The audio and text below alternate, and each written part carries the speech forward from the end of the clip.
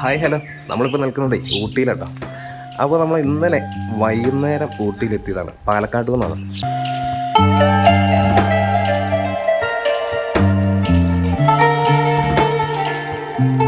ഊട്ടി എത്താറാകുമ്പോഴുള്ള കാഴ്ചകളാണ് ഇപ്പോൾ കണ്ടുകൊണ്ടിരിക്കുന്നത്. ഇവിടെ താമസിക്കുന്ന നേറ്റീവ്സിൻ്റെയൊക്കെ ഒരു താമസ സൗകര്യമായിരിക്കും നമ്മൾ ഈ കാണുന്നത്.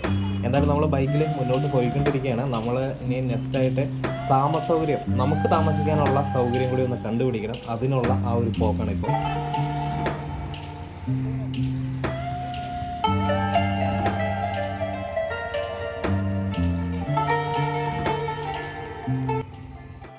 ഹായ് ഹലോ, നമ്മളിപ്പോൾ നിൽക്കുന്നത് ഊട്ടിയിലാണ്. അപ്പോൾ ഇന്നലെ നമ്മൾ പാലക്കാട് മേട്ടുപ്പാളയം കൂടി ഊട്ടി വന്നപ്പം ഏകദേശം 5:30 ടൈമായി. ഏകദേശം 1 മണിക്കൂറോളം നമ്മൾ ഇവിടെ എല്ലാം ഓടി നടന്നിട്ടാണ് ഒരു റൂം സെറ്റായത്. അപ്പോൾ റൂം സെറ്റാവാൻ ഇത്ര താമസം എന്താണെന്ന് വെച്ചാൽ ഇന്നലെ അവധി ദിവസങ്ങളൊക്കെ ആയതുകൊണ്ട് ഭയങ്കര ആൾത്തിരക്കായിരുന്നു. അതുകൊണ്ട് തന്നെ ടൂറിസ്റ്റുകൾ തന്നെ നമ്മുടെ മലയാളികളും അല്ലെങ്കിൽ കർണാടകയിൽ നിന്നും അങ്ങനെയൊക്കെയുള്ള ആളുകൾ ധാരാളം വന്നതുകൊണ്ട് നമ്മുടെ റൂമുകളെല്ലാം അവർ റേറ്റ് കൂട്ടി നല്ല റേറ്റ് 5,000, 4,000 അതേപോലെ 7,000 ഒക്കെയാണ് ഒരു റൂമിന് ഇവിടെ റേറ്റ്. അപ്പോൾ നമ്മൾ എന്തായാലും ഒരു 2,000 രൂപ, 2,500 രൂപ അതൊക്കെ കണ്ടുകൊണ്ടാണ് നമ്മൾ ഇവിടെ എത്തിയത്. എന്തായാലും നമുക്ക് കുറച്ച് മലയാളീസിനൊക്കെ നമ്മൾ കണ്ടുമുട്ടി. അവർ നമുക്ക് ഇവിടെ ഒരു 2,000 രൂപയുടെ റൂം നമുക്ക് സെറ്റ് ചെയ്ത് തന്നു. അപ്പോൾ ആ റൂം നിൽക്കുന്ന പ്രോപ്പർട്ടിയാണ്. രാവിലെ എണീറ്റ് നമ്മളിപ്പോൾ ഇവിടെ നിൽക്കുകയാണ്. നമ്മളെ ഈ റിലീജിയസ് ആയിട്ടുള്ള ട്രസ്റ്റുകളുടെ കീഴിലാണെന്ന് പറഞ്ഞല്ലോ. അപ്പോൾ അതെന്താണെന്ന് കാണിച്ചു തരാം. എന്താ ഇവിടെ കണ്ടില്ലേ, ഇവിടെ ഒരു മോസ്ക് കാര്യങ്ങളൊക്കെ ആയിട്ട് ഉണ്ട് ഈ ഒരു പ്രോപ്പർട്ടിയിൽ. അതുപോലെ തന്നെ ഇതാ തൊട്ടടുത്ത് തന്നെ ഹനുമാൻ സ്വാമിയുടെ ഒരു വിഗ്രഹമുണ്ട്. അതുപോലെ തന്നെ കുറച്ചും കൂടെ ഇങ്ങനെ ഫ്രണ്ടിലോട്ട് വന്നു കഴിഞ്ഞാൽ ഇതെല്ലാം ഒറ്റ പ്രോപ്പർട്ടിയിലാണ് കേട്ടോ. ഇതിവിടെ ശ്രീ അബു ബാബാജി ഭജന സഭ എന്ന് പറയുന്ന അതിൽ ഇതാ കണ്ടില്ല, അതിൻ്റെ മുകളിലായിട്ട് കുരിശും അതേപോലെയുള്ള മറ്റ് റിലീജിയസിൻ്റെയൊക്കെ സൈനൊക്കെ ഉണ്ട്. അപ്പോൾ ഇതൊക്കെ ഇങ്ങനെയുള്ളൊരു പ്രോപ്പർട്ടിയാണ്. അപ്പോൾ ഇവരുടെ ട്രസ്റ്റുകളുടെ ഒരു താമസ സൗകര്യമാണ് ഇവിടെ കിട്ടുന്നത്. ഇപ്പോൾ എപ്പോൾ വന്നാലും ഇവിടെ 2,000 രൂപയാണെന്നാണ് അവർ പറഞ്ഞത്. ഇപ്പോൾ ഇവിടെ എഴുതി വെച്ചിരിക്കുന്നതെന്ന് വായിക്കാൻ കഴിഞ്ഞാൽ ശ്രീ അബൂബാബാജി ഭജനസഭ എന്നുള്ള ഒരു സംഘടനയാണോ അതോ ട്രസ്റ്റാണോ എന്നറിയില്ല. അപ്പോൾ ഒരു മതസൗഹാർദ്ദമായിട്ടുള്ള ഒരു സിസ്റ്റമാണ് എന്തായാലും. അപ്പോൾ അവരുടെ കീഴിലുള്ള ഒരു റൂമിലാണ് ഇന്നലെ നമ്മൾ താമസിച്ചത്. അപ്പോൾ അതിൻ്റെ പരിസരങ്ങളിലോട്ടൊക്കെ ഇങ്ങോട്ട് ഇറങ്ങുകയാണെങ്കിൽ അത്യാവശ്യം കുറേ കാഴ്ചകൾ കാര്യങ്ങളൊക്കെ ഉണ്ട്. അധികമൊന്നും ഇല്ലെങ്കിലും നമുക്ക് ഇതുവരെയായിട്ടും എവിടെയും കാണാത്ത രീതിയിലുള്ള കുറച്ച് കാഴ്ചകളൊക്കെ കാണാനുണ്ട് എന്നുള്ളതാണ്. ഇപ്പോൾ ആദ്യം താഴെ കണ്ടിരുന്ന ആ ഒരു മോസ്കിൻ്റെ മുറ്റത്താണ് ഇപ്പോൾ നിൽക്കുന്നത്. അപ്പോൾ ഇവിടെ നിന്ന് നോക്കുമ്പോൾ കുറച്ച് കാഴ്ചകൾക്ക് ഈ ഒരു ചുറ്റുപാടും ഉണ്ട്. അതൊക്കെ ഒന്ന് കാണിച്ചു തരാം. അപ്പോൾ ഇതിൻ്റെ ഒരു മെയിൻ പ്രത്യേകത എന്താണെന്ന് വെച്ചാൽ 2 റിലീജിയനിൽപ്പെട്ട, ഇത് ആദ്യം തന്നെ പറഞ്ഞല്ലോ മതസൗഹാർദ്ദമായിട്ടുള്ള ഏതോ സംഘടന അല്ലെങ്കിൽ ആ ഒരു രീതിയിലുള്ള ട്രസ്റ്റിൻ്റെ കീഴിലുള്ള പ്രോപ്പർട്ടിയാണെന്ന് പറഞ്ഞല്ലോ. അപ്പോൾ ഈ കാണുന്ന ഒരു ക്യാൻവാസിൽ തന്നെ ഹിന്ദു, ക്രിസ്ത്യൻ റിലീജിയൻ്റെ ദൈവങ്ങളുടെ പ്രതിമകളാണ് ഇവിടെ ചെയ്തു വെച്ചിരിക്കുന്നത്. അപ്പോൾ ഇതുപോലെ കുറച്ച് കാഴ്ചകളൊക്കെ നമ്മൾ ഈ പോകുന്ന വഴിയിലൂടെ ഇങ്ങനെ ചെയ്തു വെച്ചിട്ടുണ്ട്. അപ്പോൾ അതൊക്കെ നമുക്ക് ഈ ഒരു വഴി കൂടെ നടക്കുമ്പോൾ തന്നെ അതൊക്കെ തന്നെ കണ്ടുകൊണ്ട് തന്നെ ഇങ്ങനെ പോകാം.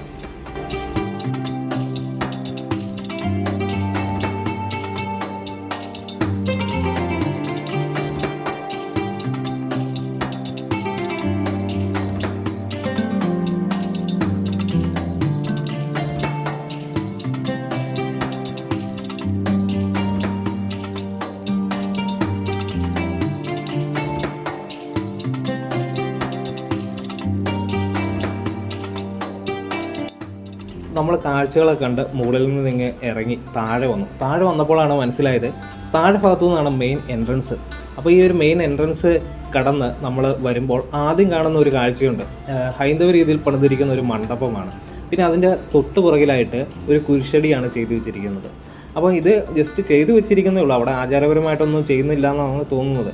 എന്തായാലും നമ്മൾ വീണ്ടും മുന്നോട്ട് പോകുമ്പോൾ അടുത്ത മോസ്കാണ്, വലിയൊരു മോസ്ക് എന്നെ ചെയ്തു വെച്ചിരിക്കുന്നത്. അതിൻ്റെ മുകളിലായിട്ട് തൊട്ട് മുകളിലായിട്ട് ഹനുമാൻ സ്വാമിയുടെ ഒരു കാര്യങ്ങളൊക്കെ ചെയ്തു വെച്ചിട്ടുണ്ട്. അതിൻ്റെ താഴെയായിട്ട് ആദ്യം കണ്ട അബു ബാബാജി അവരുടെയൊക്കെ കുറച്ച് ആ ഒരു സംഘടനയുടെ കുറച്ച് കാര്യങ്ങളൊക്കെ അവിടെയൊക്കെ ഉണ്ട്. അപ്പോൾ ഇങ്ങനെയുള്ള ഒരു റിലീജിയസ് ആയിട്ടുള്ള കാര്യങ്ങളാണ് ഇവിടെ ഉള്ളത്.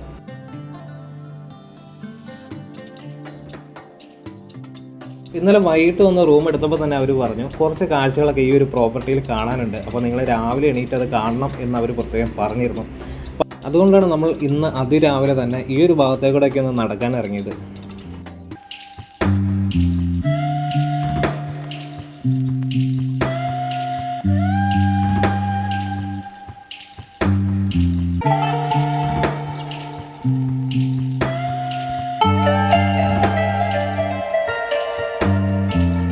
ഇവിടെ നോക്കിയാൽ ഇതാ കാണുന്ന ഓടിട്ട അതായിരുന്നു ഞങ്ങൾ ഇന്നലെ താമസിച്ച റൂം. അപ്പം റൂമിൻ്റെ അവിടെ നിന്ന് കുറച്ചും കൂടെ ഫ്രണ്ടിലോട്ട് ഇങ്ങനെ പോകുന്നേക്കുവാണ്. ഇവിടെയൊക്കെ താമസ സൗകര്യങ്ങൾ തന്നെയാണ്. നല്ല റേറ്റോട് കൂടിയിട്ടുള്ള നല്ല പൈസയുള്ള ആളുകൾക്കൊക്കെ വന്ന് താമസിക്കാവുന്ന ഇടങ്ങളാണ് ഈ ഒരു സ്ഥലങ്ങളൊക്കെ.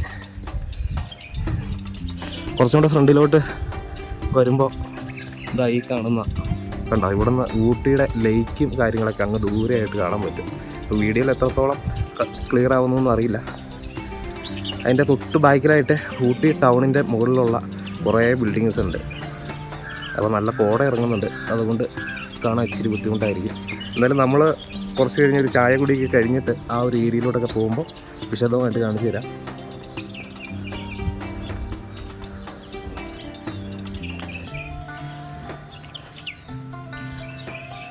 നല്ല വൃത്തിയായിട്ടുള്ള ഏരിയ കേട്ടോ ഈ ഒരു ഭാഗങ്ങളൊക്കെ. ഇപ്പം നല്ല മഞ്ഞ് പെയ്തുകൊണ്ടിരിക്കുകയാണ്. അപ്പം ഇന്നലെ താമസിച്ച റൂമും കൂടി ഒന്ന് കാണിക്കാം. 2000 രൂപയാണ് ഈ റൂമിന്. ചെറിയൊരു റൂമാണ്. റൂം തുറന്ന് വരുമ്പോൾ ഇതാ ഇവിടെ ചെറുതായിട്ടൊക്കെ നമ്മൾ കറണ്ട് യൂസ് ചെയ്ത് ഫുഡൊക്കെ എന്തെങ്കിലും പ്രിപ്പയർ ചെയ്യാനുള്ള ഒരു ചെറിയൊരു ഏരിയ ഉണ്ട്. അതിന് ശേഷം നമ്മൾ മെയിനായിട്ട് റൂം ഇതാണ്. ജുവാൻ ഇവിടെ കിടന്ന് ഉറങ്ങുന്നുണ്ട്. ഫാമിലിക്ക് ബഡ്ജറ്റോട് കൂടി ഒരു താമസ സൗകര്യമുള്ള നല്ലൊരു കുഴപ്പമില്ലാത്തൊരു റൂമാണ്. പിന്നെ ഇത് സാധനങ്ങളൊക്കെ വയ്ക്കാനുള്ളൊരു അലമാരയുണ്ട്. പിന്നെ ബാത്റൂം കുഴപ്പമില്ലാതെ ഒരു നീറ്റായിട്ടുള്ള ബാത്റൂമാണ്. ഹീറ്ററൊക്കെ ഉണ്ട്. എല്ലാം ബാത്റൂമെല്ലാം അത്യാവശ്യം നല്ല നീറ്റാണ്. അപ്പോൾ ഇതാണ് ഞങ്ങൾ ഇന്നലെ താമസിച്ച റൂം. ഞങ്ങൾ ഫ്രഷ് ആയതിനു ശേഷം വീണ്ടും ഊട്ടി ടൗണിലോട്ട് ഇറങ്ങി കേട്ടോ. അപ്പോൾ ഊട്ടി ടൗണിലോട്ട് ഇറങ്ങിയപ്പോൾ നമ്മൾ നേരെ ആദ്യം ചായ കുടിക്കണമല്ലോ. ചായ കുടിക്കാൻ വേണ്ടി നമ്മൾ ശ്രീ ലക്ഷ്മി ഇല്ലം എന്നുള്ള ഒരു ഹോട്ടലിലാണ് കയറിയത്. അപ്പോൾ ഹോട്ടലിൻ്റെ അകഭാഗമാണ് ഇപ്പോൾ കാണുന്നത്.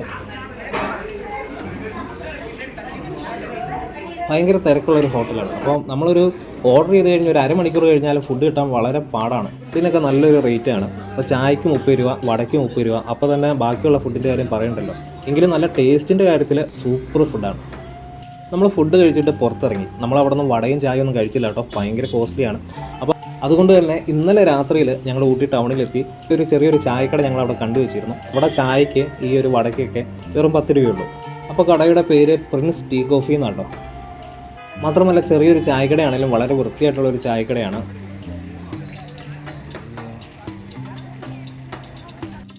ചായയൊക്കെ കുടിച്ചതിന് ശേഷം നമ്മൾ വന്നത് റോസ് ഗാർഡനിലോട്ടാണ്. അപ്പോൾ ഈ ഒരു റോസ് ഗാർഡൻ തമിഴ്നാട് ഗവൺമെൻറ്റിൻ്റെ അണ്ടറിലാണ് ഉള്ളത് എന്നാണ് എനിക്ക് മനസ്സിലാക്കാൻ കഴിഞ്ഞത്. നമ്മൾ കണ്ടുകൊണ്ടിരിക്കുന്ന ഈ ഒരു ഭാഗമെല്ലാം തമിഴ്നാട് സർക്കാരിൻ്റെ ടൂറിസം മേഖലയിൽ പെടുന്ന അല്ലെങ്കിൽ അവരുടെ ടൂറിസവുമായിട്ട് ബന്ധപ്പെട്ട കാര്യങ്ങളാണ്.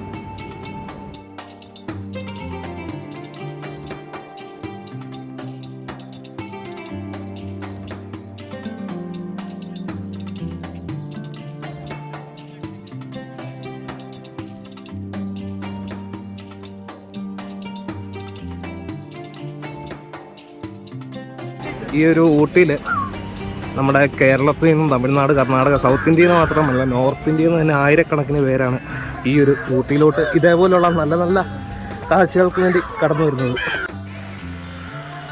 മാട്ടുപ്പെട്ടിയിൽ നിന്ന് നമ്മൾ ഊട്ടിയിലോട്ട് വരുമ്പോൾ പല സൈഡിലും എഴുതി വെച്ചിട്ടുണ്ട് പ്ലാസ്റ്റിക് അതേപോലെയുള്ള വേസ്റ്റുകളൊക്കെ നമ്മൾ ഇടുന്നവർക്ക് 500 രൂപ ഫൈനാണ്. അതുമാത്രമല്ല നമ്മൾ ഊട്ടിയിലെ ഏതെങ്കിലും ഒരു ടൗണിൽ ഏതെങ്കിലും ഒരു കടയിൽ കയറി നമ്മൾക്ക് കുപ്പിവെള്ളം വേണം എന്ന രീതിയിൽ നമ്മൾ ചോദിച്ചു കഴിഞ്ഞാൽ കുപ്പിവെള്ളം കിട്ടില്ല.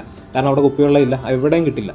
മാത്രമല്ല നമുക്ക് വെള്ളം ആവശ്യമാണെങ്കിൽ 5 ലിറ്ററിൻ്റെ ഒരു ക്യാൻ വെള്ളമാണ് നമുക്ക് കിട്ടുക. നമുക്കറിയാം 10 രൂപയുടെയും 20 രൂപയുടെയും ചെറിയ രീതിയിൽ വെള്ളമൊക്കെ ഈ പ്ലാസ്റ്റിക് കുപ്പിയിൽ നമ്മൾ മേടിച്ച് കഴിഞ്ഞാൽ നമ്മൾ ആ ഒരു വെള്ളം കുടിച്ചു കഴിഞ്ഞാൽ കുപ്പി വലിച്ചെറിയും. അതുകൊണ്ടാണ് തമിഴ്നാട് സർക്കാർ ഇത് നിരോധിച്ചിരിക്കുന്നത്.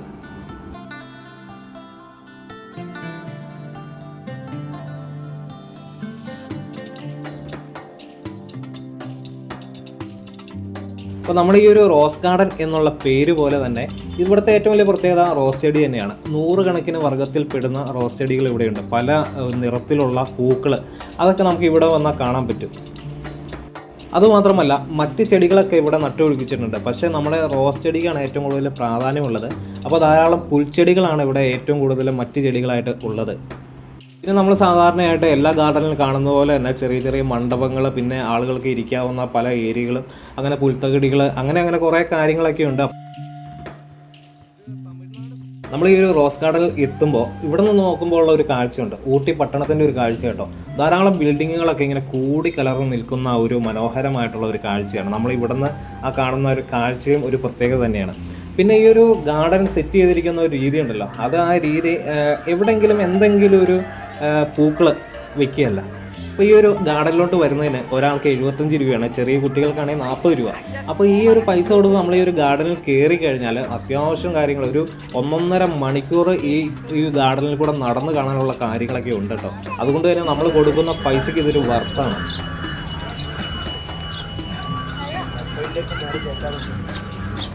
ഈ റോസ് ഗാർഡനിൽ തന്നെ നമ്മൾ പലതരത്തിലുള്ള പല വർഗത്തിൽപ്പെട്ട റോസ്, അതിൻ്റെയൊക്കെ പേര് എഴുതി വെച്ചിട്ടുണ്ടോ.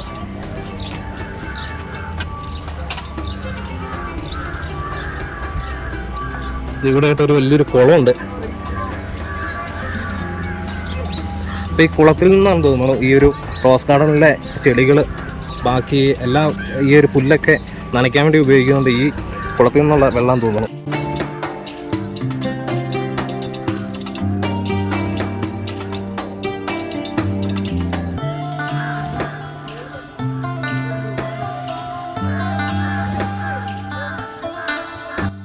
അപ്പോൾ ഈ തമിഴ്നാട് സർക്കാരിൻ്റെ ടൂറിസത്തിൻ്റെ മറ്റൊരു പ്രത്യേകത, അല്ലെങ്കിൽ അതിൻ്റെയൊക്കെ ഒരു പ്ലസ് പോയിന്റ് എന്താണെന്ന് വെച്ചാൽ, ഇങ്ങനെ ഏക്കർ കണക്കിന് ധാരാളം ടൂറിസം മേഖല ഉണ്ടെങ്കിൽ അവിടെയൊക്കെ മെയിൻറ്റെയിൻ ചെയ്യാൻ, അവിടെയൊക്കെ പ്രവർത്തിക്കാൻ ധാരാളം പണിക്കാർ അവർ ലൈവായിട്ട് എപ്പോഴും നിർത്തിയിട്ടുണ്ട് എന്നുള്ളതാണ്.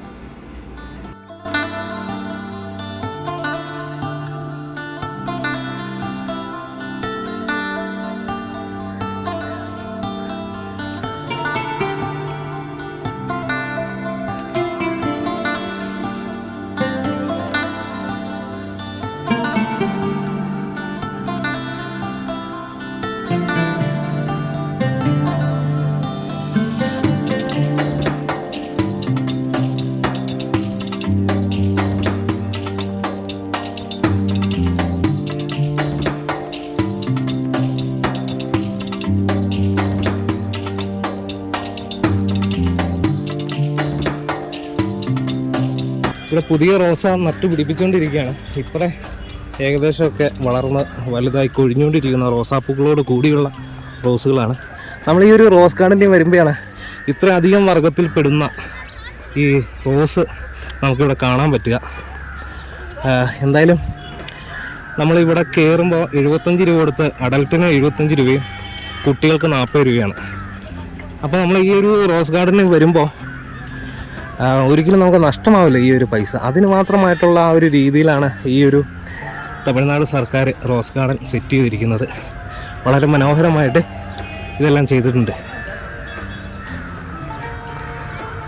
അപ്പോൾ ഈ ഒരു റോസ് ഗാർഡനിലെ മനോഹരമായിട്ടുള്ള ദൃശ്യങ്ങൾക്ക് ശേഷം ഞങ്ങൾ ഈ ഒരു വീഡിയോ ഇവിടെ വെച്ച് നിർത്തുന്നു. ഇനി നെക്സ്റ്റ് വീഡിയോയിലോട്ട് ബൈ.